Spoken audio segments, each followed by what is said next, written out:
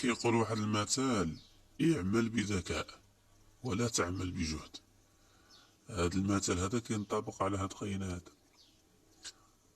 خدم الذكاء ديالو، خدم الدماغ ديالو، هو دار هاد السميطه اللي كطلع هاد الخناشيوش ديال الطحين ولا ديال شي، المهم شي حاجه الله اعلم.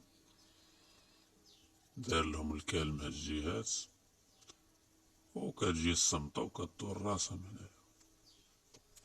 وهو اش دار راسو واحد الفراشة بالخناشي وشبر عليها بالنعسة. نقول له خدم هاد التاعس النحس. وين عاس مع راساتو، دماغو خفيف.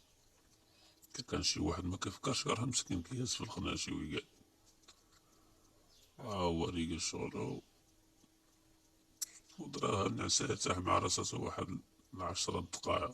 عاوتاني ملي سمع الصمتة تعكست ودق يدها.